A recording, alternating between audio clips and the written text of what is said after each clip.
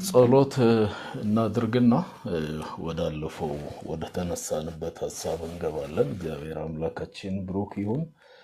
እናመሰግነዋለን። ጠዋት ክላሰሪ መሆኑን ብልሽቱ ከእውቀት ከክህሎት ማነስ የመጣ ሳይሆን ያው አፈር ከሆነው ሸክላ ተነስቶ የመጣ መሆኑን እኛም ደግሞ ጭቃ መሆናችንን ኢሳይያስ እንደነገረን ለመሰራት ራሳችንን ማዘጋጀት ሁልጊዜ ጥሩ ነው።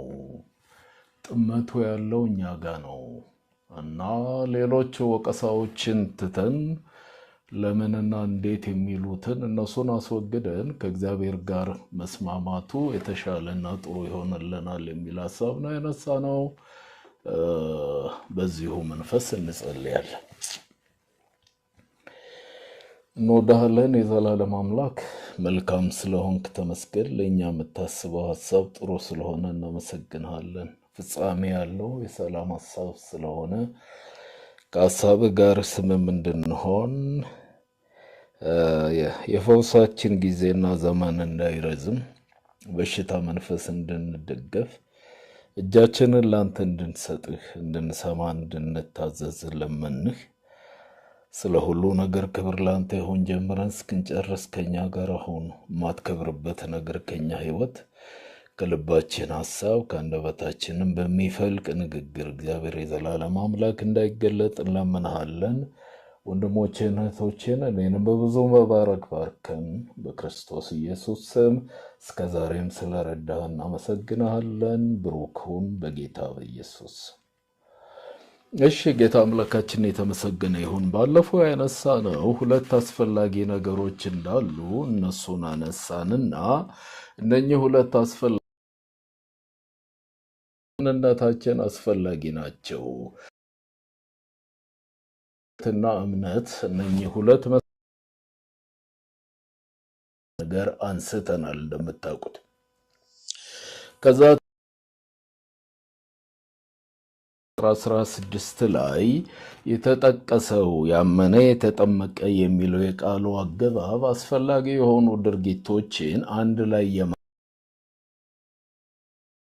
እንደማያሳይ መበላለጥንም እንደማያመለክት ይህንን አንድ መሰረታዊ ነገር እሱን አይተናል። ስለዚህ አዲሱ መደበኛ ትርጉም ያመነ የተጠመቀ፣ አዲሱ ትርጉም ያመነና የተጠመቀ፣ የቀድሞ ትርጉም ያመነ የተጠመቀም የሚል ሐሳብ ስላለው መበላለጥን ቅደም ተከተልን አያሳይም። ሁለቱ መሰረታዊ ነገሮች የሚለውን አይተን ልክ የሚበላ ደሜንም የሚጠጣ እንዳለው ጽዋና ቅደም የትከተል የሚለውን ነገር እንዳናስብ እንዳንከተል የሚያደርገን ነው። ለዚህ ነው ማቴዎስ ወንጌል ምዕራፍ 28 ቁጥር 19 በአሕዛብን ሁሉ እያጠመቃችሁ ያዘዙ እያስተማራችሁ ደቀ መዛሙርት አድርጓቸው የሚለው በማጥመቅ ደቀ መዝሙር እንድናደርግ መታዘዛችን መሆኑን ይሄንን ተነጋግረናል። ለመጠቀሱን ወይም አለመቀመጡን ኤድዋርድ ኮሆለር የተባለውን አንስተናል። ከዚህ ተነስቶ እነኚህ ድርጊቶች ሁለቱ አስፈላጊዎች የምንላቸው እምነትና ጥምቀት፣ ከሱም ወጣ ብሎ ደግሞ ጥምቀት እንደገና ደግሞ የጌታ እራት ቅዱሳት ሚስጥራት ተብለው እንደሚጠሩ ይሄንን አይተናል። ቅዱሳት ሚስጥራት ብለን የምንጠራቸው ሳክራመንት ነው ብለን አንስተን ሳክራመንተም ከሚል የላቲን ቃል የተገኘ ነው። በሮም ማህበረሰብ ወታደሮች ለአዛዦቻቸው ወይም ደግሞ ለአዛዣቸው ታማኝነታቸውን በመሃል ላይ የሚያረጋግጡበት ቃል እንደሆነ፣ በሁለተኛው መቶ ክፍለ ዘመን የኖሩ ክርስቲያኖች ደግሞ ለቅዱስ ጥምቀትና ለቅዱስ ቁርባን ይህንን ስያሜ እንደወሰዱ ተመልክተናል። ስለዚህ በሁለቱም ከእግዚአብሔር ጋር የሚደረግ ቃል ኪዳን ከእግዚአብሔር ጋር የሚደረግ ስምምነት የመሆን ሐሳቡ ሰፊ እንደሆነ አይተናል። ግን ይህንን ሳክራመንት የሚለውን ቃል ሁሉም አይቀበሉም። በተለይ ባፕቲስቶች ግሩደም እንደሚነግረን ኦርዲናንስ የሚል ቃል ነው የሚጠቀሙት። አለመግባባቱ በእንግሊዘኛ ትርጉም እንጂ በመሰረታዊው ዶክትሪነቱ በመሰረታዊ ማንነቱ ላይ አይደለም። አለመግባባቱ አንስተን ልንለው ነው ስልቻማል ነው ያው ነው የሚያስማማ እንጂ ዶክትሪናል ሆኖ የሚያለያይ ጉዳይ አይደለም የሚል ነገር እሱን አንስተናል። በምስራቅ ኦርቶዶክስ እና እንደገና የሮም ካቶሊካዊት ቤተክርስቲያናት 7 እንደሆኑ ነው እነሱን የሚወስዱት። የምስራቅ ኦርቶዶክስ የምንለው ግሪክ አለ፣ ሩሲያ፣ ዩክሬን፣ ቆጵሮስ፣ ኤርትራ፣ ቡልጋሪያ፣ ሌሎች ሀገሮችን ሁሉ ነው ያለው። እነሱ 7 ያደርጉታል። እነዚህ የአገልግሎት ሹመትን፣ ጋብቻን፣ ንስሐን፣ እምነት ማጽኛንና ቅባ ቅዱስን ጨምረው 7 ያደርጉታል የሚል ነገር አንስተናል። ቅዱስ አውግስጢኖስ የተናገረው ሐሳብ ቅዱስ ውሃና የእግዚአብሔር ቃል ህብስቱና ወይኑ ከእግዚአብሔር ቃል ጋር ሲገናኙ ወይም ሲያያዙ ቃሉ ከንጥረ ነገር ወይም ደግሞ ከተፈጥሯዊ ቁስ ጋር ሲዋሃድ ነው ቅዱስ ምስጢር ብለን የምንለው። ምክንያቱም በእነዚህ በሚታዩት ነገሮች ውስጥ የሚገለጥ የእግዚአብሔር ስላለ የሚል ነገር አንስተናል። ስለዚህ የወንጌላውያን አማኞች 2 ያደረጉበት ምክንያት በክርስቶስ የተመሰረቱት 2ቱ ብቻ ስለሆኑ ነው። በቃል የተመሰረቱ እንቀበላለን። እሱ ብቻ ሳይሆን ይሄ ቅዱስ ምስጢር የምንለው የጸጋ መቀበያ መሳሪያም ነው የሚል ነገር አንስተናል። ስለዚህ ቅዱስ ምስጢራት ለመሆናቸው 3 መመዘኛዎች መለኪያዎች አሉ። አንደኛ በክርስቶስ ያዙ ነው። 3ኛ የኃጢአት ይቅርታ ማስተላለፊያ ናቸው መሆኑ ነው። ስለዚህ እነዚህን 3 መሰረታዊ ነገር ችላ ማለት ነው። ስለዚህ በጥምቀት ጊዜ ውሃው ባዶውን ሳይሆን ከውሃው ውስጥ ቃል አለ የሚል ቃል አንስተን የትኛው ቃል ስንል እንግዲህ ሄዱና አሕዛብን ሁሉ በአብና በወልድ በመንፈስ ቅዱስ ስም እያጠመቃችኋቸው። ልብ ብላችሁ አይታችሁት እንደሆነ የጥምቀት ስራ ሲከናወን በየትኛውም ቤተ እምነት ሊሆን ይችላል። ይሄ እንደ መሰረታዊ ነገር ይነሳል ማለት ነው። መሰረታዊ ነገር ተደርጎ ይሄ ቃል ይጠቀሳል። ያለ ቃል የሚደረግ ጥምቀት የለም። ጥምቀት ብቻው ውሃ ብቻውን ጥምቀት አይደለም። ጥምቀት ከእግዚአብሔር ቃል ጋር አብሮ ሲዋሃድ ነው። የጌታ እራትንም ስንወስድ ህብስቱና ወይኑ ብቻ አይደለም ቅዱስ ምስጢር የሚሆነው የተጠቀሰ ቃል ስላለ እንካችሁ ይሄ ስጋዬ ነው፣ እንካችሁ ይሄ ለብዙዎች የሚፈስ ደሜ ነው የሚለውን ቃል ስላለ ከዚህ ውጪ ሊሆን አይችልም የሚል ነገር አንስተን በዚህ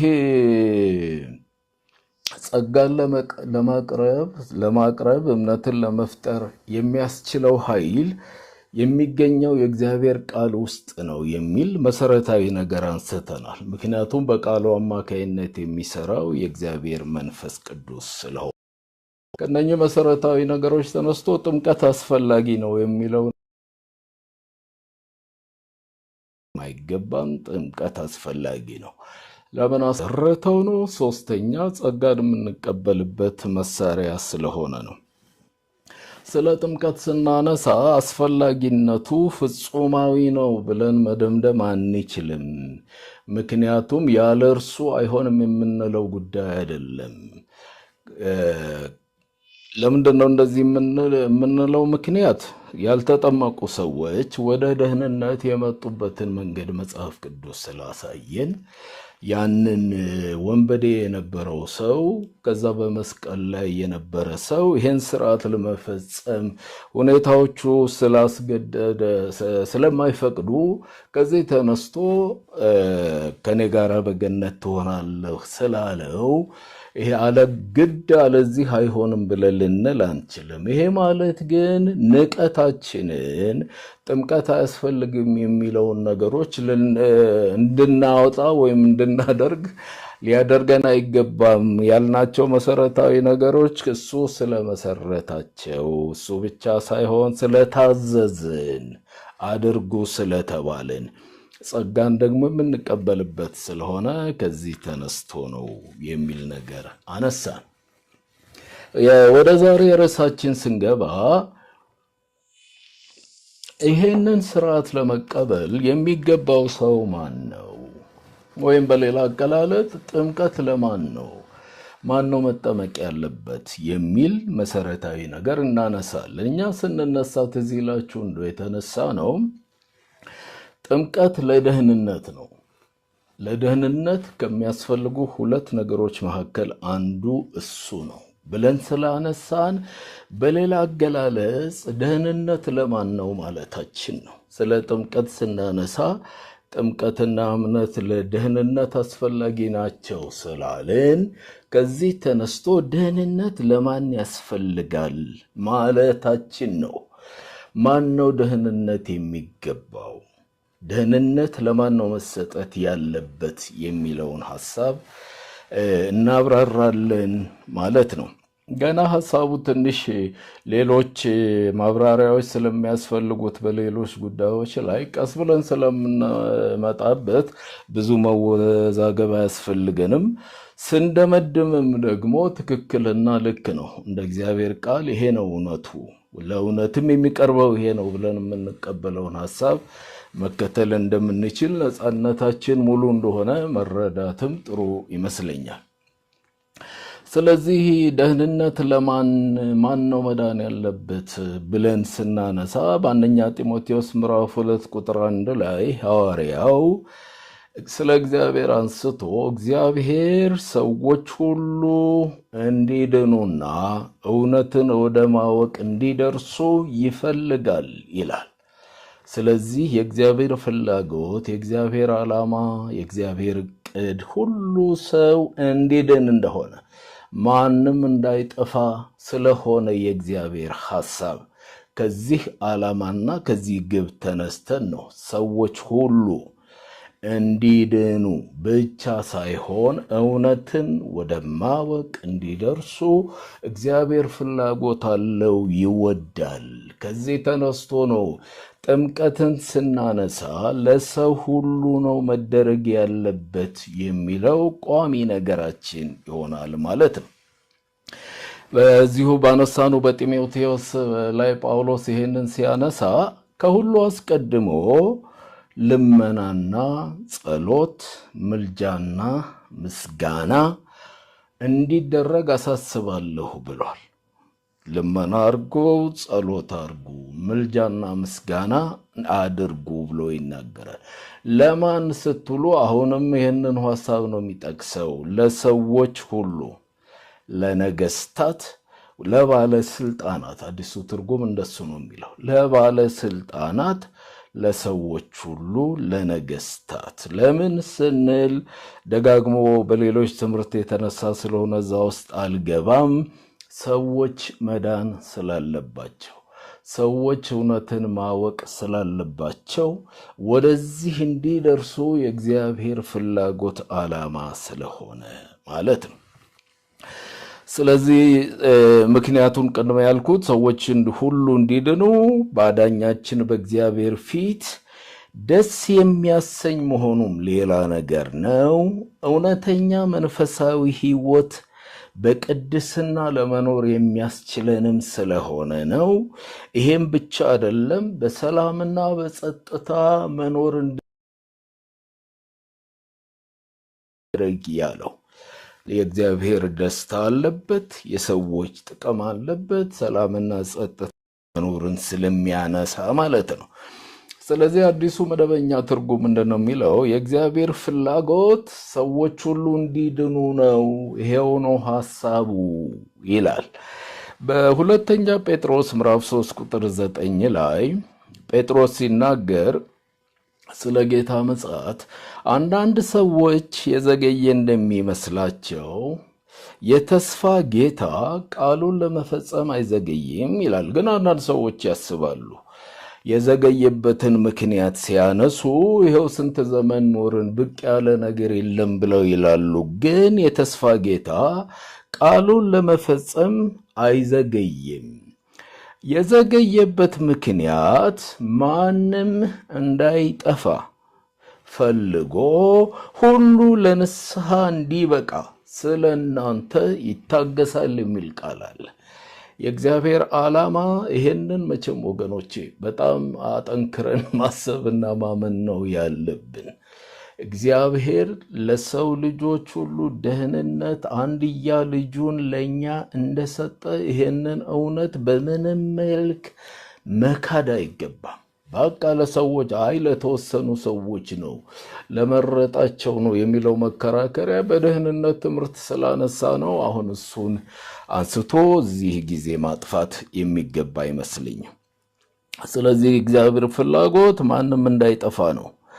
አዲሱ መደበኛ ትርጉም በግርጌ ማብራሪያው ምን ይላል? እግዚአብሔር የዓለምን ታሪክ ወደ ፍጻሜ ከማምጣት የዘገየ ቢመስልም ከግዴለሽነት ሳይሆን ሰዎች ወደ ንስሐ እንዲደርሱ ከመታገሱ የተነሳ ነው ይላል። እግዚአብሔር ግዴለሽ ስለሆነ ሳይሆን የዘገየው የዓለምን ታሪክ ወደ ፍጻሜ ማምጣት አቅቶት ሳይሆን ሰዎች ወደ ንስሐ እንዲደርሱ። ምክንያቱም ጉዳዩ የዘላለም ነው። አቤት ይግባኝ የማንልበት ዘላለማዊ ጉዳይ ስለሆነ መቼም ስለ እግዚአብሔር ፍርድ ስለ እግዚአብሔር ቅጣት ስናነሳ ማስጠንቀቂያም ሲሰጠን ቅዱስ ቃሉ የዘላለም ጉዳይ ነው እያነሳን ያለ። እንደ ቀላል ነገር ወገኖች እንድታዩት አያስፈልግም። ወደ እኛኑ እኛ ወደ እናንተ እንምጣ የማይባልበት፣ ወደ እነከሌ ሰዎች ይሄዱልኝ የማይባልበት፣ ልመና የማይቀርብበት ጉዳይ ነው። የተዘጋ ፋይል የተዘጋ ኬዝ የሚሆንበት ጉዳይ ስለሆነ ነው ትልቅ ጥንቃቄ የሚያስፈልገው። ለዚህም ነው እግዚአብሔር ወጥቶ የማይመለስ መንፈስ መሆናቸውን አውቆ የሚል ቃል ስላለ እግዚአብሔር ትዕግስትን ምሕረትን የሚያበዛው ከዚህ ተነስቶ ነው እና ይሄ ቃል የታመነ ነው ይላል። የታመነ ነው የሚለው ሐሳብ ገልጾታል ጳውሎስ በአንደኛ ጢሞቴዎስ ምዕራፍ 1 ቁጥር 15 ላይ ኃጢአተኞችን ሊያድን ክርስቶስ ወደ ዓለም መጣ የሚለው ቃል የታመነና ሁሉ እንዲቀበሉት የተገባ ነው ይላል። ስለዚህ ይህ ቃል የታመነ ነው የሚለውን ሐሳብ የሁሉ ሰው አዳኝ በተለይም የሚያምኑትን የሚያድን ብሎ አንደኛ ጢሞቴዎስ ምዕራፍ 4 ቁጥር 10 ላይ ይናገራል ጳውሎስ። የሁሉ ሰው አዳኝ ነው እግዚአብሔር፣ በተለይ የሚያምኑትን አዳኝ ነው። ምን ማለት ነው? የሰዎች የሚድኑት የእግዚአብሔር ፍላጎት የእግዚአብሔር ዕቅድ እንደተጠበቀ ሆኖ ሰዎች የሚድኑት ሲያምኑ ነው ማለት ነው። ይህንን ደህንነት ሲቀበሉ ነው ማለት ነው። በመመለስ ኃጢአታቸውን አስወግደው የኃጢአት እጥበት አድርገው ከእግዚአብሔር ጋር ስምም ሲሆኑ ነው ማለት ነው። እና ሙሉ ሕይወት የመጽሐፍ ትርጉም ምን ይላል? የክርስቶስ ዳግም ምጽአት መዘግየት የመንግስቱ ወንጌል ለዓለም ሁሉ እንዲሰበክ ካለው ዓላማ ጋር የተያዘ ነው ይላል። የዘገየ መንግስቱ ወንጌል ለዓለም ሁሉ ለሰው ሁሉ መነገር፣ ሰዎች ሁሉ ይድንም እዛ ውስጥ አስገብቶ አንጨረጭርም የሚለው አመለካከት ልክ አለመሆኑንም የሚያሳየን ሰዎች የሚድኑት ሲያምኑ ነው። በግልጽ ስላስቀመጠልን አይሁድ ቢሆን አሕዛብ ነው በእምነት መሆኑን ማለት ነው። ስለዚህ ሁሉ ይሰበካል። ከዚያ ዘንድ እግዚአብሔር ይፈልጋል የሚለውን ሐሳብ ለማጉላት እያንዳንዱ ሰው ወንጌልን እንዲሰማ ይፈልጋል። ለዘላለም ከዚህ ክርስቶስ ስለ ኃጢአትህ ሞተልህ ብለን ለሌላ ሰው የምናውጀው የምንናገርበት ምክንያት ከዚህ ተነስቶ የሚመጣ ነው ማለት ነው። እንግዲህ አልፎ አልፎ ይቆራረጥ ከሆነ ትነግሩኛላችሁ። እሺ።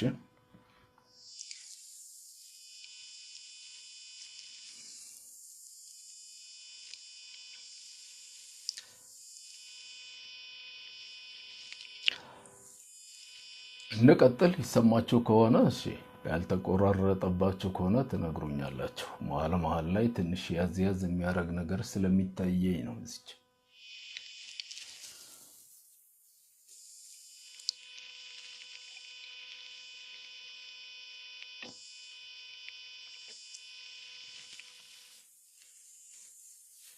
እሺ ከተሰማችሁ ይሰማል ትላላችሁ። የእናንተ ይሰማል። እንግዲህ ከኔ ኔትወርክ ጋር ሲስማማ ነው ነገ የሚደርሰው መሰለኝ። ስለዚህ ንገሩ።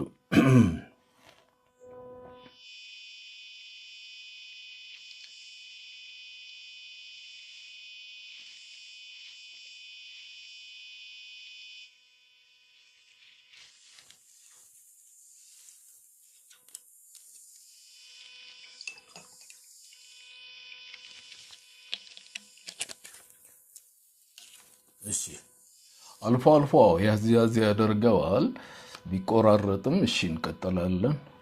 ሰላም ሌሎቻችሁም ስላላችሁ እንቀጥላለን። እሺ እንቀጥል። እሺ ሳምሶን ሶስና እሺ ስናነሳ እምነትና ጥምቀት ለደህንነት አስፈላጊ ናቸው ብለናል።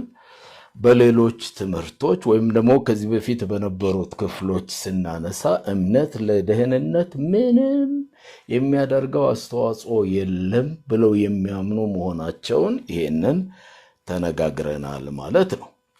እኛ ያልነው ጥምቀት ለደህንነት ነው፣ ደህንነት ለሰው ሁሉ ነው። ከዚህ ተነስቶ ደግሞ ማለት እኔ ያልኩት ልበል እንጂ እናንተ አንዳንዶቻችሁ አላልንም እኛ አንተ ነህ ያልከው እንደምትሉ ተማምኜ ማለት ነው። ስለዚህ ለሰው ሁሉ ስለሆነ ደህንነት ለሰው ሁሉ ስለሚያስፈልግ ለደህንነት አስፈላጊ የሆኑት ነገሮች ደግሞ ሁለቱም መከልከል ስለሌለባቸው ከዚህ ተነስተን ለሰው ሁሉ ጾታንም ለይ ማለት ነው። ከዚህ ተነስቶ እናጠምቃለን። እሺ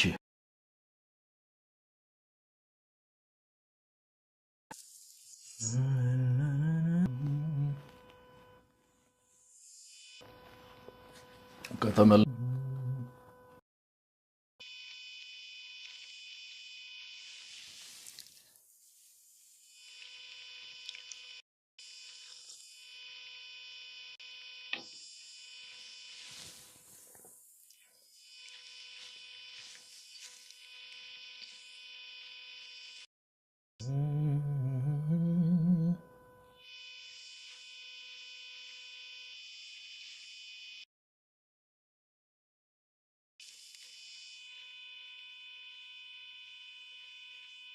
ምናልባት አሁን የተስተካከለ ካልተቸገርን እንቀጥላለን። እሺ አሁን መቅደስ ምንም አይሰማም፣ ግን እየሞከርን ነው። አሁን የተስተካከለ ይመስለኛል። ከመጣላችሁ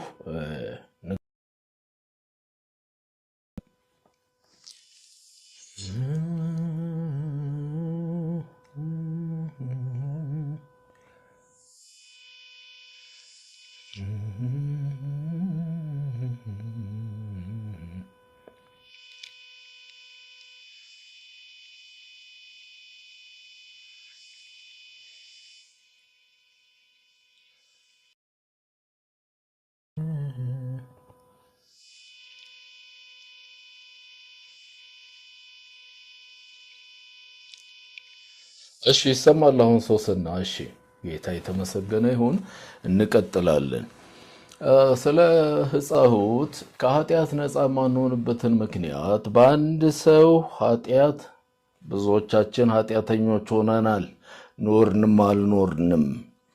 በአንድ ሰው አለመታዘዝ ብዙዎቻችን ያንን ኃጢአት ፍርዱን ተሸክመናል። በቃ ይሄ ደግሞ ሕፃናትንም እዚህ ውስጥ ያካትታል። ልዩነት የለም ካለ በማዘር ትሬዛና በአዶልፍ ሂትለር መካከል ኃጢአተኝነትን በተመለከተ ልዩነት የለም። ትላልቅ ሰዎችም ትናንሽ ሰዎችም በሆኑት መካከል ልዩነት የለም። ይህንን በደህንነት ትምህርት ጊዜም አንስተነዋል። መዝሙር 51 ቁጥር 5 ዳዊት በኑዛዜው በኃጢአቱ ኑዛዜ ሲናገር ምንድነው ያለው?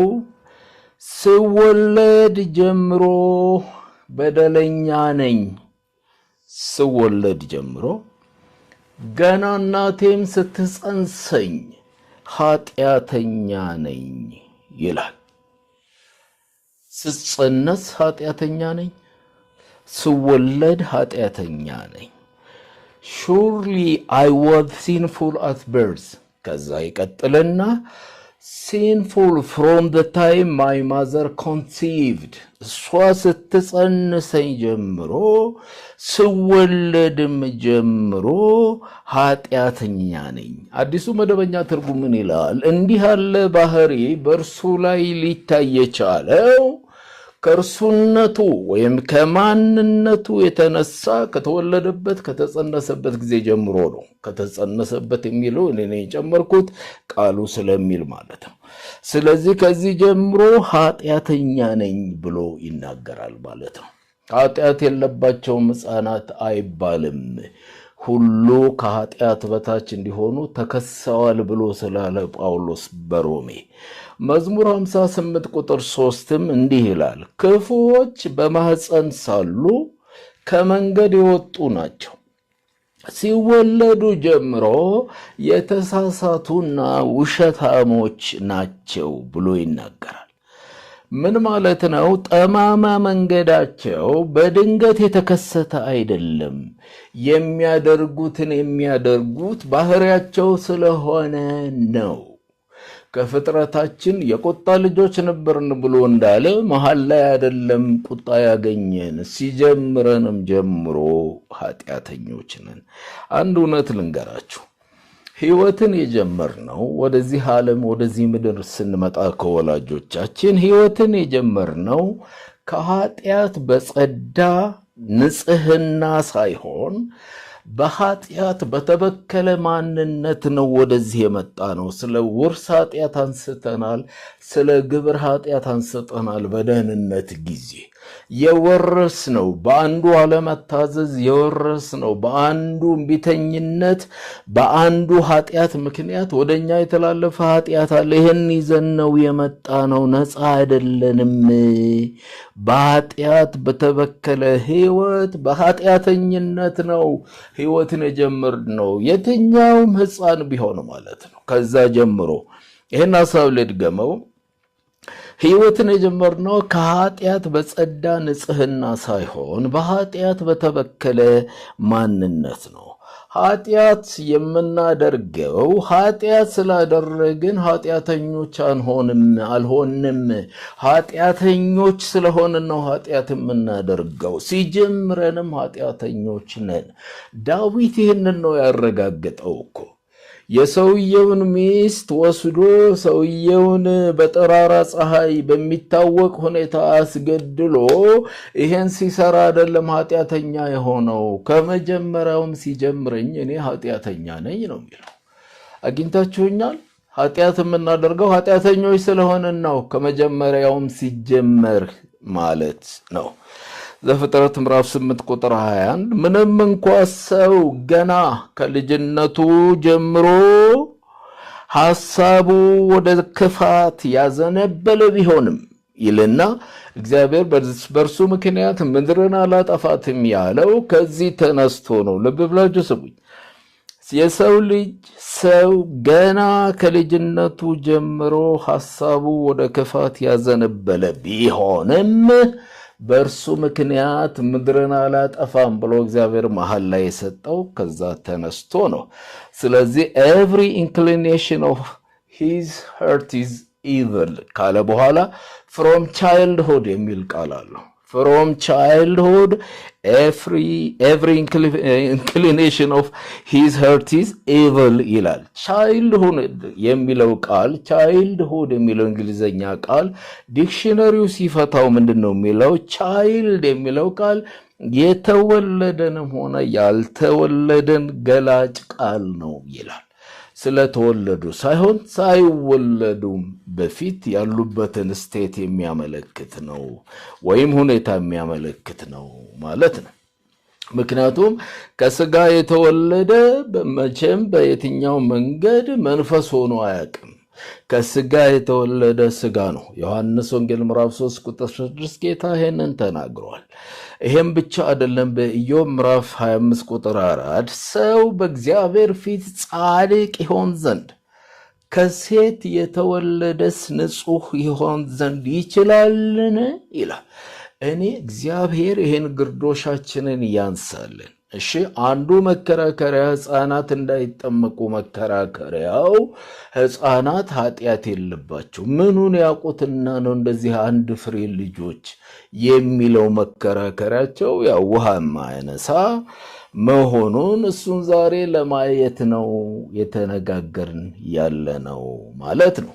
ጥምቀት ለሕፃናት እኛ የምንልበት ባለፈው ተነጋግረን ከኃጢአት መታጠብ ስለሆነ ዳግም ልደት ስለሆነ ወደ ቤተ ክርስቲያን ህብረት መግቢያ ስለሆነ ለሕፃናት ይህንን እናደርጋለን ብለን እንደ ሉትራን እንደ መካነ ኢየሱስ ይህንን ሐሳብ ያው እናነሳለን። እዛ የተለየ ሐሳብ ኖረም አልኖረም ቃሉ የሚደግፈው እውነት ስለሆነ ማለት ነው።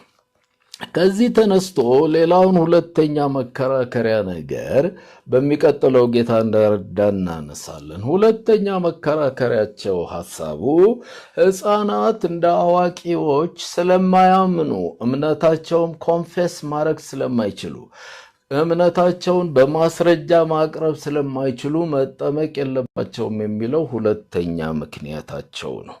የዛን ምክንያት ደግሞ አግድምነት ወይም ደግሞ ልክ አለመሆኑን ከቃሉ እውነት እናይና ይሄ ሁኔታ መቼ ከጥንት ነው የነበረው ወይስ ደግሞ መቼ ነው ይሄ ነገር የጀመረው የሚለውን ደግሞ ስናነሳ ማለት የሚያሳዝን ነገር እናይበታለን ማለት ነው። የሚያሳዝን ነገር እንመለከትበታለን። ይህ ሁሉ አሁን የአንድን ቤተ እምነት ዶክትሪን ለማስተማር ሳይሆን መጥምቁ ዮሐንስ ለምን ታጠምቃለህ የሚል ቃል ተነስቶ ነው። ሰዎች ለምን ያጠምቃሉ? ምክንያታቸውን ነግሬያችኋለሁ። ጥምቀት ከእምነት በኋላ ስለሆነ የሚመጣው ያመኑና እምነታቸውን ያረጋገጡ ሰዎች ብቻ ሊወስዱት የሚገባ ነው የሚል ነው።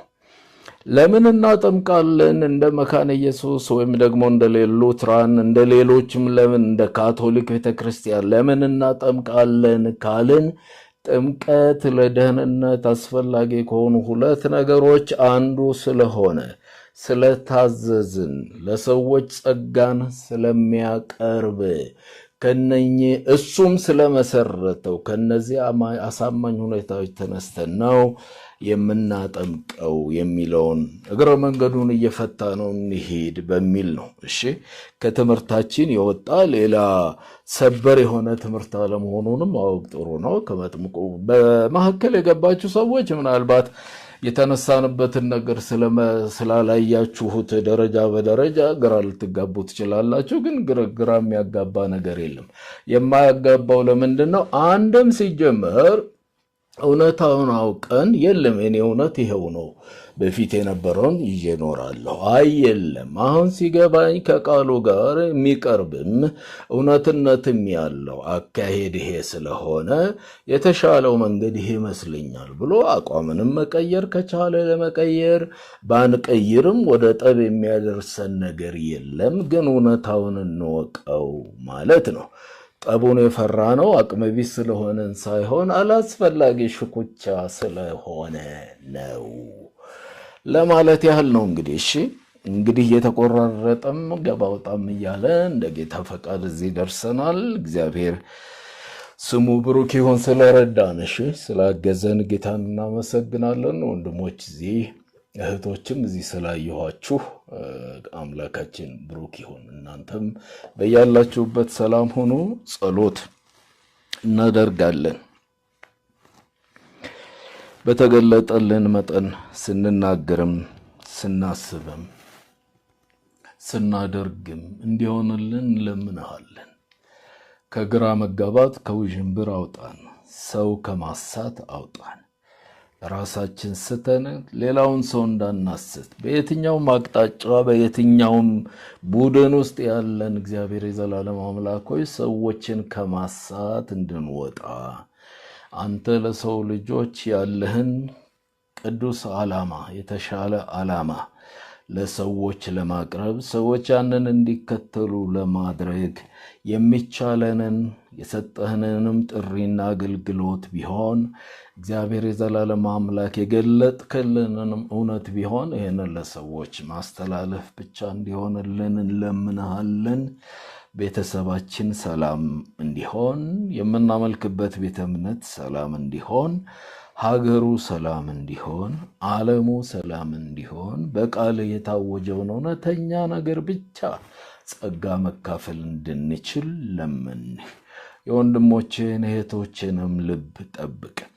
ማንም ለደህንነት ካሰብክለት ዓላማ ጎድሎ እንዳይገኝ እግዚአብሔር ሆይ ሰዋዊ የሆነ እንቅፋት አስቀምጠን ቢሆን በሕያው ስምህ እንድታነሳው እንጸልያለን። ስለ ሁሉ ነገር ተባረክ። ዕድሜም ጤናም ስለሰጠህ እናመሰግንሃለን። ወንድሞቼና እህቶቼ በያሉበት ብሩካን ይሁኑ። ምንም ነገር አይጉደልባቸው፣ አይጡ፣ ጤናቸውን አይጡ፣ ሰላማቸውን አይጡ፣ ረፍታቸውን አይጡ። በቤት በሚያስፈልጋቸው ነገር ሁሉ ጓዳቸው ሙሉ እንዲሆን እለምንሃለሁ። ስለ ሁሉ ተባረክ በጌታ በኢየሱስ። እሺ ጌታ ይባረክ። ያው የፌስቡክ ፔጅ ያላችሁ ሰዎች ሌላ ስራ ከሌለ ምንም ይሄ አስገዳጅነት የለውም፣ ግን ለሌሎች ሰዎች እንዲደርስ የምትችሉትን አድርጉ። እስከዛሬም ስላረጋችሁ ስለ አገልግሎቱም ጸልዩ። እግዚአብሔር ከእናንተ ጋር ይሁን። ጌታ ቢፈቅድ የሚቀጥለው ሳምንት እንደ ፈቃዱ እንገናኛለን። እሺ እግዚአብሔር ባርካችሁ። ሰላም እደሩ። ሰላም